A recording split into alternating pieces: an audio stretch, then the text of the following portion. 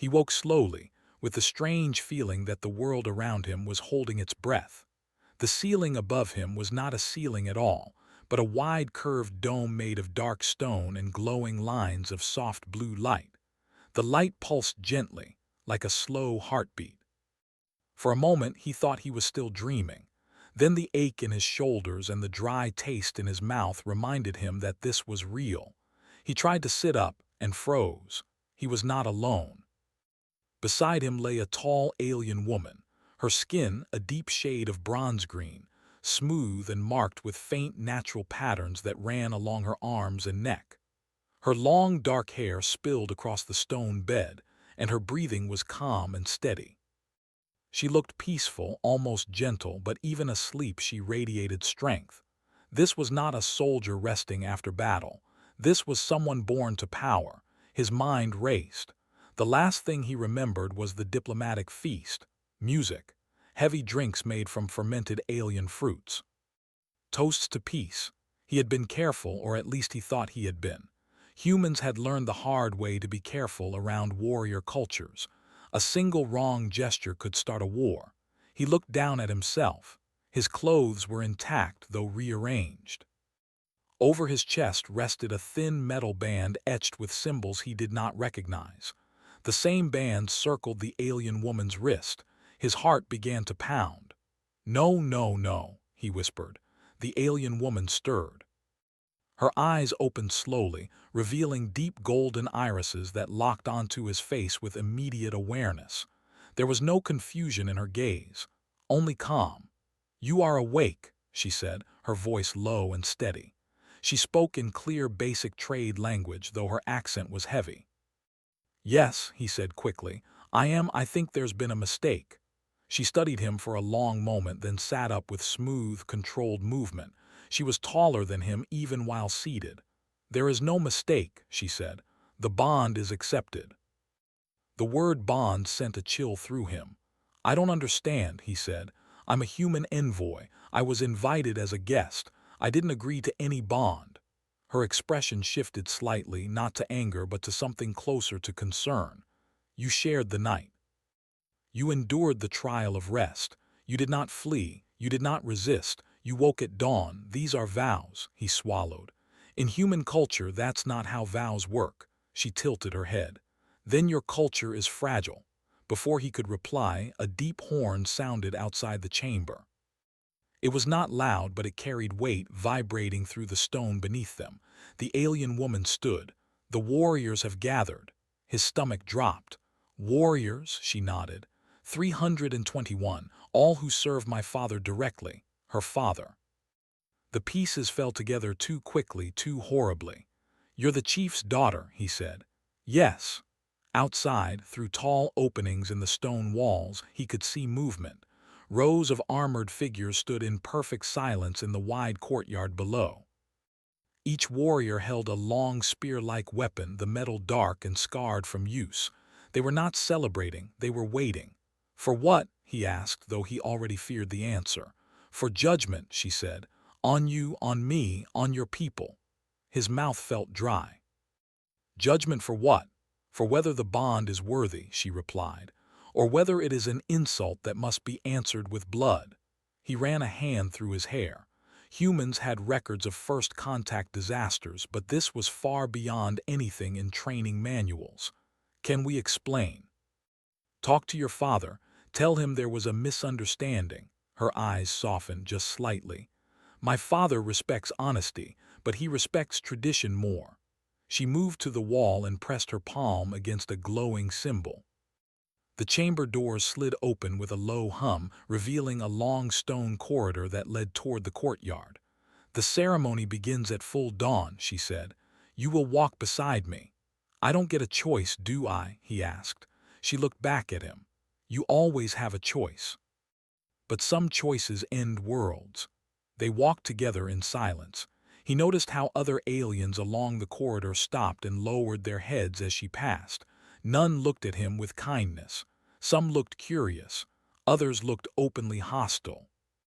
When they reached the courtyard, the light of the rising sun spilled across the stone. The warriors stood in a perfect circle, armor gleaming. At the far end stood an enormous figure seated on a carved stone throne. The chief. He was massive, even for their species. His armor was older, marked with symbols of past victories. His eyes were sharp and unreadable as they fixed on the human. The chief stood, and the warriors struck their weapons against the ground in unison. The sound echoed like thunder. The human forced himself not to step back. "This human stands in the place of bond," the chief said, his voice carrying easily across the courtyard. "He has shared the night with my daughter. He has accepted our law, whether knowingly or not." The human took a breath. "Chief," he said, keeping his voice steady, "I came in peace. I meant no disrespect. If I have broken your customs, it was through ignorance, not intent." A murmur passed through the warriors. The chief raised a hand for silence. "Ignorance does not erase consequence." The chief's daughter stepped forward. "He did not flee," she said. "He did not strike me. He did not demand power. He endured." The chief studied her. Then he looked back at the human. "Do you deny the bond?" The question hung in the air, heavy and final.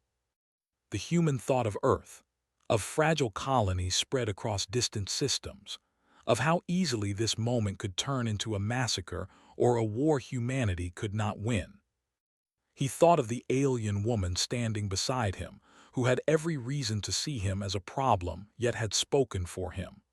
"I deny the misunderstanding," he said carefully, "but I will not deny responsibility. If my presence has placed her in danger or dishonor, I will face whatever trial your law demands." The courtyard went silent. The chief's eyes narrowed. "You speak like a warrior who knows he is weak." "I am weak," the human said honestly, "compared to you. Compared to them." He gestured toward the circle of armored figures. "But humans survive by knowing our limits and stepping forward anyway." The chief let out a low sound, something between a laugh and a growl, bold words for soft flesh. The chief raised his staff and struck the stone once. "At full sun, the trials will begin. If the human proves worthy, the bond stands and his people will be allies. If he fails—" He did not finish the sentence. He did not need to. The warriors struck their weapons against the ground again. The chief's daughter leaned slightly toward the human and spoke quietly. "No outsider has survived all the trials." The human exhaled slowly. "Then I guess today you'll learn something new about humans." As the sun climbed higher, the warriors remained unmoving, watching, waiting. And for the first time since waking, the human understood the truth of his situation. This was not a wedding. This was a test of whether humanity deserved a future. The sun climbed higher, slow and heavy, casting long shadows across the stone courtyard. The warriors did not move. They stood like statues, their armor catching the light, their weapons planted firmly against the ground. The air felt tight, as if the entire place was waiting for something to snap. The human stood where he had been left, alone in the center of the circle. The chief and his daughter had withdrawn to the raised platform, speaking quietly in their own language. He could not understand the words, but he did not need to. The chief's posture was rigid. His daughter's was calm, but her hands were clenched. The human's heart beat hard in his chest. He had faced danger before. Pirates, failed colonies, even a riot on a trade station that nearly turned into a massacre. But this was different. This was not chaos. This was order, and ordered violence was far more dangerous. A low sound echoed across the courtyard, a deep horn longer this time. The warriors shifted their stance, turning inward. The chief rose once more. "The first trial begins," the chief said. "Endurance." Two warriors stepped forward. They were larger than most, their armor thicker, marked with scars and old symbols.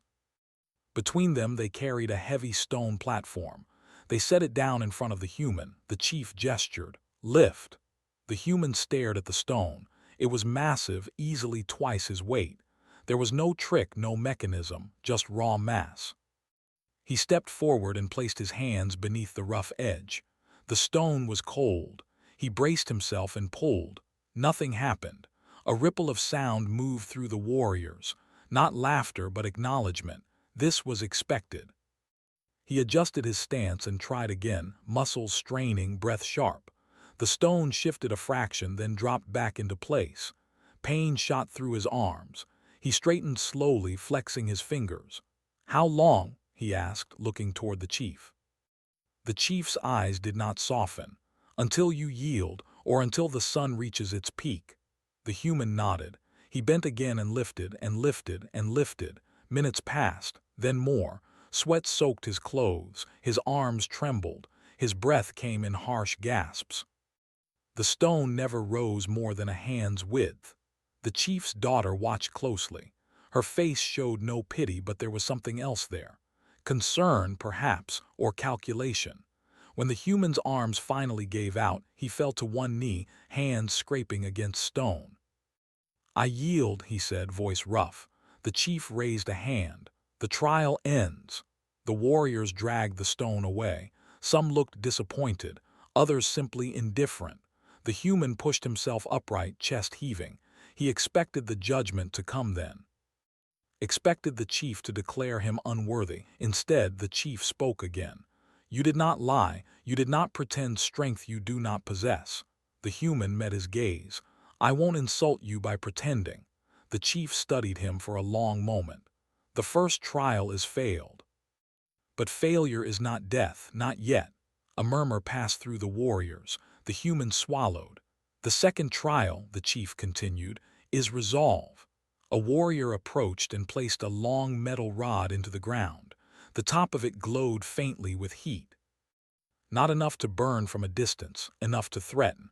"You will stand," the chief said. "You will not move, you will not strike, you will not flee. When you choose to end the trial, you may step away." The human's eyes flicked to the glowing metal. "And if I do?" The chief's voice was flat. "Then you endure." The human stepped into position. The heat grew quickly. It pressed against his skin, harsh and relentless.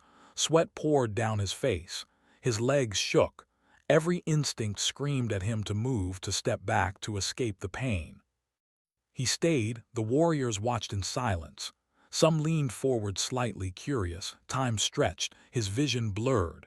His thoughts wandered, then snapped back with sharp clarity. He focused on breathing, in and out, slow, controlled. The chief's daughter moved closer, just enough that he could hear her voice. "You may stop," she said quietly. "No shame lies in it." He did not look at her. "If I stop," he said, "what happens to you?" She hesitated. "The bond would be broken. I would be questioned." He clenched his jaw and stayed still. The heat became agony. His skin felt like it was on fire, though it was not burning. His muscles screamed. His knees buckled slightly, then locked again. Finally, his legs gave out. He collapsed forward, catching himself on his hands. The chief struck his staff against the stone. "Enough!" The rod was pulled away. Cool air rushed over the human's skin. He lay there, gasping, every nerve alive with pain. He expected mocking. He expected judgment. Instead, the warriors struck their weapons against the ground once. Not loud, not soft. A single, unified sound, recognition. The chief descended from the platform and stood over the human. "You endure pain without purpose," he said. "Why?" The human forced himself to sit up. "Because sometimes pain isn't about winning," he said. "It's about not letting it decide for you." The chief looked at him for a long time. "The third trial will break you," the chief said. "It has broken stronger beings than you." The human managed a weak smile. "Humans break a lot, we just don't always stay broken." The chief turned away. "Rest," he commanded. "You will need it." The human was led to a shaded alcove at the edge of the courtyard. A container of water was placed beside him. He drank deeply, hands shaking. The chief's daughter approached once the warriors had stepped back to their positions. "You surprise them," she said. "I fail every test," he replied. "That doesn't seem surprising." "You fail in the expected way," she said, "but you continue in the unexpected one." He looked up at her. "Why are you helping me?" She considered the question. "Because you did not claim me. You did not demand protection or power. You accepted risk." "That's just being human," he said. She studied him closely. Then humans are dangerous in ways we do not understand. The horn sounded again. The warriors closed the circle. The chief raised his staff. The final trial of the day is judgment under command. Two warriors dragged a struggling alien into the center. He was smaller, younger. His armor was plain. This one disobeyed an order, the chief said. The law demands punishment. The human's chest tightened. What kind of punishment? The chief looked directly at him. You will decide. The human froze. I don't know your laws. You know choice, the chief replied. Choose. The young alien knelt, head bowed. The human's mind raced. This was the real test, not strength, not pain, responsibility. He looked at the chief's daughter. Her expression was unreadable. He took a slow breath. What was the order? To retreat, the chief said. He advanced instead. He survived. Others did not. The human closed his eyes briefly. Then he opened them. Punishment without understanding teaches fear, not loyalty, he said. If he advanced to protect others, then he should be corrected, not destroyed. The warriors stirred. I choose correction, the human said. Strip rank, assign service. Let him live with the weight of his choice. Silence fell. The chief stared at him, long, hard. Then the chief struck his staff once. So ordered. A sharp gasp escaped the kneeling alien. The warriors struck their weapons against the ground, louder this time. The chief turned to the human. You do not rule by dominance, he said. You rule by burden. The human met his gaze. Leadership isn't about being obeyed, he said. It's about being responsible for what happens next. The chief nodded once. The trials will continue at dawn. As the warriors dispersed, the human sank back against the stone wall, exhausted beyond words. He had not won, but he was still alive, and in the eyes of the warriors something had changed. The night passed slowly, heavy with silence and watchful eyes. The human rested on a stone platform inside a small chamber near the courtyard. The walls were bare, the light dim and steady. His body ached in places he did not know could ache. Every breath reminded him of the heat trial. Every movement sent a quiet warning through his muscles. He did not sleep much. Each time his eyes closed, he saw the warriors. Their unmoving stances, their weapons striking stone in perfect rhythm. This place was not cruel by accident. It was cruel by design. Strength was their language. Endurance was their respect. Before dawn, the low horn sounded again.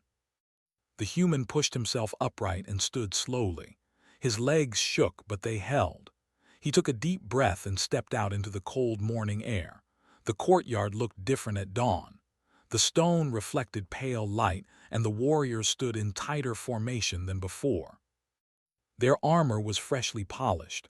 Their posture was sharper. This was no longer only a test. This was judgment.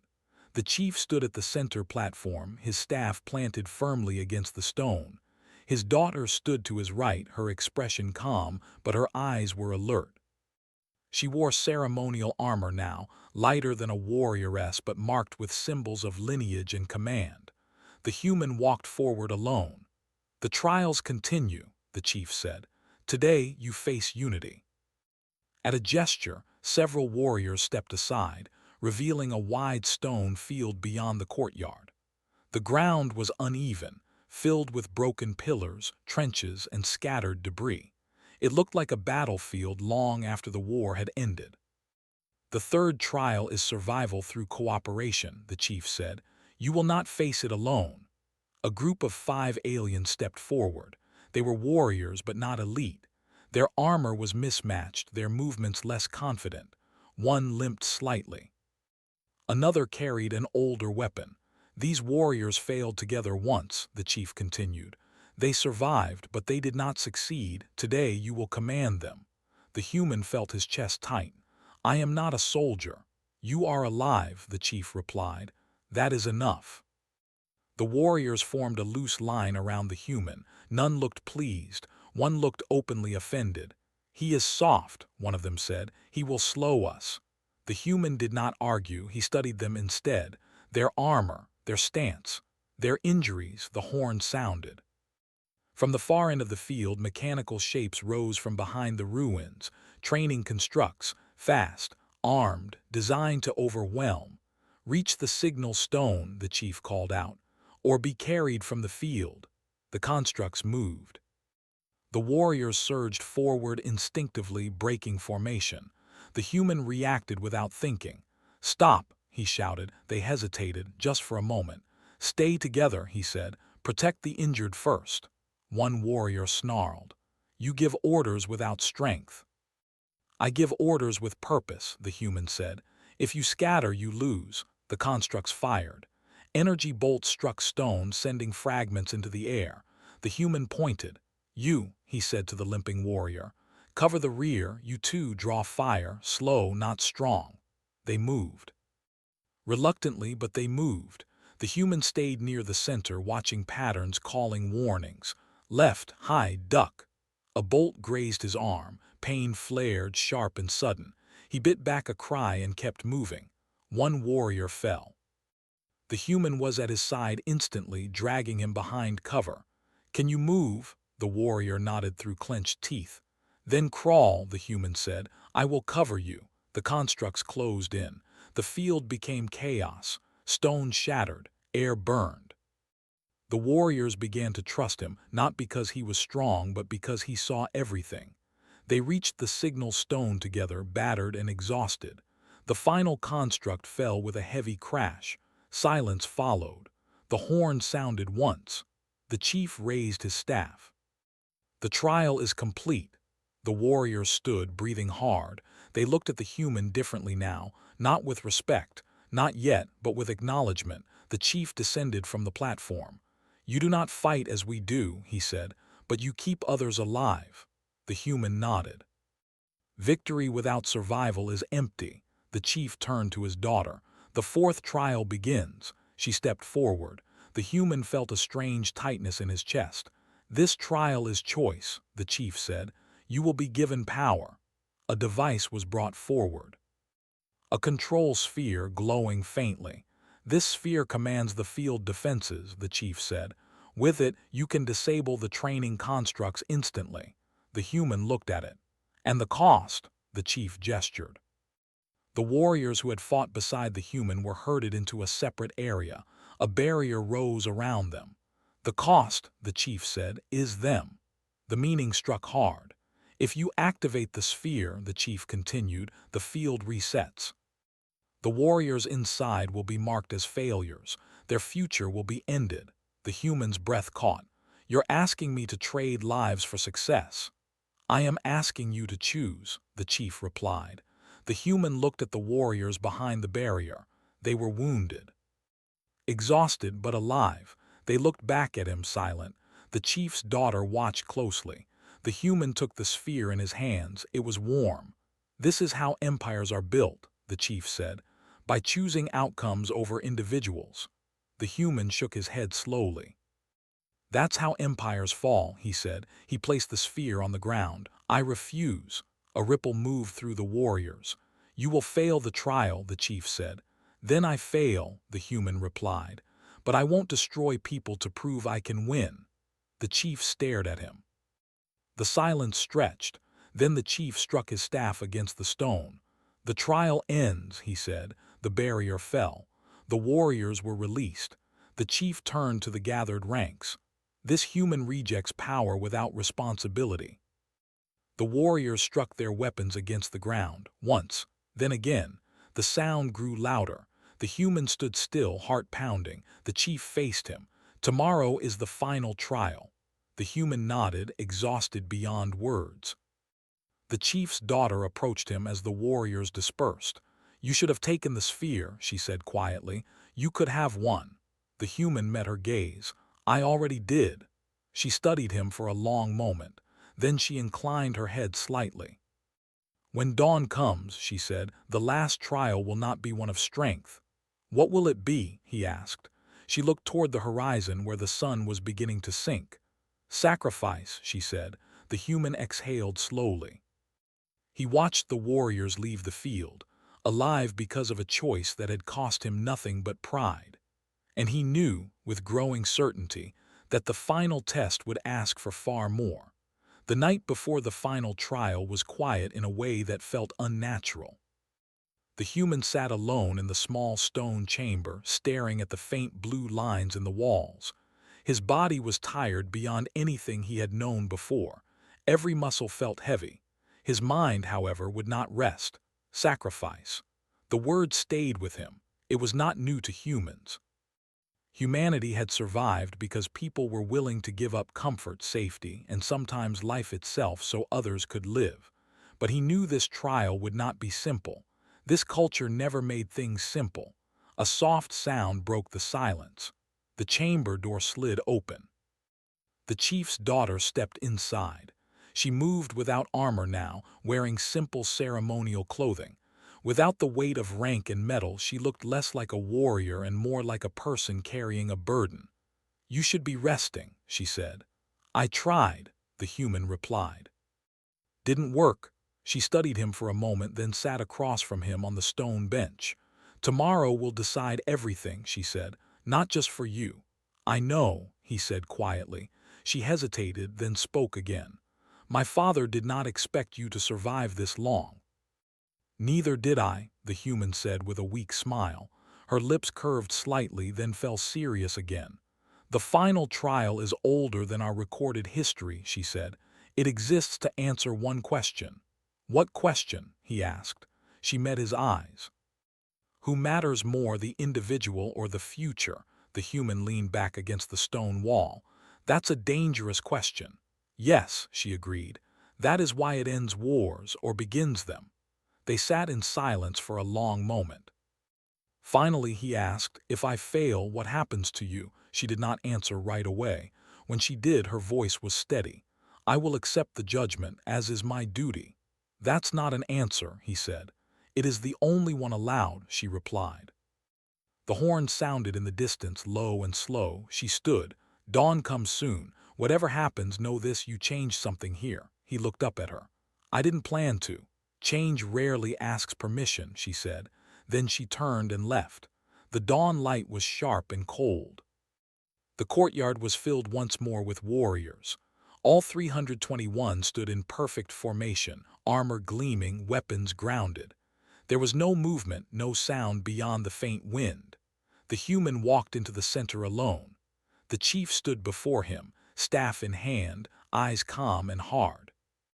"The final trial begins," the chief said. "It is called the trial of sacrifice." At a gesture, 2 warriors escorted the chief's daughter forward. Her hands were free, her posture proud, but the meaning was clear. The human's chest tightened. "The bond you share," the chief continued, "has disrupted our order. To restore balance, one life must be offered." The words hit like a blow. The human took a step forward. "Take mine," he said immediately. The warriors stirred. The chief raised a hand for silence. "That choice is expected," he said, "and therefore meaningless." The human frowned. "What do you mean?" The chief gestured to a raised platform at the edge of the courtyard. Another figure was brought forward, a human. The human's blood went cold. It was a member of his diplomatic team, younger, terrified, restrained, but unharmed. "You are not alone here," the chief said. "Your people are present, watching, learning." The human clenched his fists. "This has nothing to do with him." "It has everything to do with him," the chief replied. "Sacrifice must cost." The chief's daughter spoke sharply. "Father." The chief did not look at her. Silence. The human stepped forward again. "What are the choices?" The chief looked directly at him. "3 paths." He raised one finger. "First, you sacrifice yourself. The bond ends, your people leave in peace. My daughter bears the dishonor." The human swallowed. The chief raised a second finger. "Second, you sacrifice the human. The bond stands. Your people gain alliance. You prove humanity values outcome over kin." The human's heart pounded. The chief raised a third finger. "Third, you sacrifice my daughter. The bond is fulfilled in death. War follows." The courtyard was silent. The human's mind raced. None of the choices were victories. Each one took something vital. He looked at the other human, who met his eyes with fear and confusion. He looked at the chief's daughter, who stood straight, her gaze steady, accepting whatever came. And he looked at the chief, who watched without emotion. "This isn't a test," the human said softly. "It's a trap." The chief nodded once. "All meaningful choices are." The human closed his eyes. Humans had learned long ago that survival was not about avoiding loss. It was about choosing which losses meant something. He opened his eyes. "There is a fourth choice," he said. A ripple passed through the warriors. The chief frowned. "There are only three. Not for humans," the human replied. He stepped back and raised his hands. "I refuse to choose between innocent lives." The chief's eyes hardened. "Refusal is failure." "Then let me fail as a human," the human said, "not as a tool." He turned toward the warriors, his voice carrying across the courtyard. "You ask who matters more, the individual or the future?" Humans learn the answer the hard way. He gestured toward the other human. "A future built on sacrificing the innocent collapses." He gestured toward the chief's daughter. "A future built on silencing choice breeds rebellion." He placed a hand over his chest. "And a future that demands blind obedience destroys itself." The chief stepped forward. "Enough." "No," the human said firmly. "This is the sacrifice." He stepped between the two captives. "I offer something else," he said. "I offer responsibility." The warriors murmured. "I stay," the human said. "Not as a symbol, not as a husband, but as a living bridge. I remain here, alone if I must, accountable for every consequence of this bond." The chief stared at him. "You would give up your people." "I don't give them up," the human replied. "I protect them by staying." He turned to the other human. "Send him home. Let humanity know what happened. Let them judge me." Silence stretched across the courtyard. The chief's daughter's eyes widened slightly. The chief looked at the human for a long, long time. "You would bind yourself without power," the chief said, "without guarantee of honor, without escape." "Yes," the human said, "because that's what responsibility is." The chief slowly raised his staff. The warriors held their breath. Then the staff struck the stone. "The trial is complete," the chief said. The restraints fell away. The other human collapsed in relief. The chief turned to his daughter. "You are not the sacrifice." He turned back to the human. "And neither are you." The warriors struck their weapons against the ground. Once. Then again, louder than ever before. The chief spoke, his voice carrying over the thunder of sound. "This human does not trade lives. He carries weight." The human sagged slightly, the tension draining from his body. The chief's daughter stepped forward and stood beside him. "When dawn rose," the chief said, 321 warriors waited for a wedding." He paused. "Now," he continued, "they witnessed the birth of an alliance." The sun climbed higher. And for the first time since waking in that stone chamber, the human allowed himself to breathe. The courtyard did not empty after the final trial. The warriors remained where they stood, 321 figures in armor catching the rising light. But something had changed. Their posture was no longer rigid with judgment. It was alert, curious, almost uncertain. They were trained for war, for obedience, for clear lines between victory and defeat. What they had just witnessed fit none of those patterns. The human stood in the center, shoulders slumped slightly now that the weight of the trial had lifted. His body shook, not from fear, but from exhaustion. He had given everything he could without losing who he was. The chief stepped down from the platform and approached him slowly. "You chose to remain," the chief said. "You chose to bind yourself without command." The human nodded. "I couldn't choose any other way." The chief studied him closely. "Most leaders cling to power. You rejected it." "I've seen what happens when power comes before people," the human said. "It never ends well." The chief turned and faced the warriors. "You have witnessed all trials," he said. "You have seen strength, endurance, resolve, and sacrifice." He raised his staff. "What have you learned?" For a long moment no one spoke. Then one warrior stepped forward. Older, scarred, his armor worn smooth by years of battle. He struck his weapon against the ground once. "He does not fight like us," the warrior said, but he does not abandon us. Another warrior followed. He commands without fear. Another. He carries burden instead of casting it away. The sound grew as more warriors struck their weapons against the stone, not in perfect unison but with purpose. The human felt his throat tighten. He had not expected this. Humans rarely received understanding from warrior cultures, respect sometimes, fear often, but this was different. The chief nodded slowly. Then hear my judgment. The courtyard fell silent. The bond stands, the chief said, not as ownership, not as conquest, but as alliance. A low murmur spread through the gathered ranks. The chief turned to his daughter. You are not given, you are chosen. She stepped forward and stood beside the human, her posture proud. The chief faced the human once more. You will not be bound by our laws alone, he said, nor will we be bound by yours. We will learn. The human swallowed. That won't be easy. The chief let out a low sound that might have been a laugh. Nothing worth surviving ever is. The warriors lowered their weapons. The ceremony that followed was not what the human expected. There were no chants of dominance, no displays of submission. Instead, the warriors formed two lines, creating a path through the courtyard. The human and the chief's daughter walked together, side by side, not touching, not separated. At the end of the path stood a stone altar, simple and unadorned. The chief placed his staff upon it. This marks the end of trial and the beginning of duty. The human placed his hand beside the staff. The chief's daughter did the same. The sun reached full rise. The horn sounded one final time. Later, when the courtyard finally emptied, the human found himself alone with the chief's daughter on a balcony overlooking the city. The city was vast, stone structures layered upon one another, connected by bridges and terraces. Life moved below workers, warriors, families. A civilization built on survival, now standing at the edge of change. You stayed, she said quietly. I said I would, he replied. She studied him. You understand what that means? I think so, he said.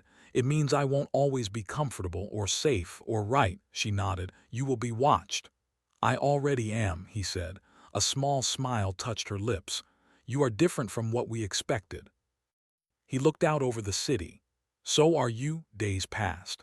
The human was given quarters within the citadel. Not a cell, not a palace, a place between. Warriors passed him in the halls, some nodding, some studying him with open curiosity. None treated him as prey. None treated him as master. He began to attend councils. At first, he only listened. He learned their language better, their customs, their history of endless conflict. He learned how often victory had come at the cost of everything else. When he spoke, he chose his words carefully. He did not tell them what to do. He asked questions. Why do you punish failure the same as betrayal? What happens to those too wounded to fight? What is your victory meant to protect? At first, the questions were met with silence. Then with argument. Then with debate. Slowly, things began to shift. The chief's daughter worked beside him, translating not just language but intent. She challenged him when he misunderstood. He challenged her when tradition stood in the way of survival. They did not always agree, but they listened. News reached Earth.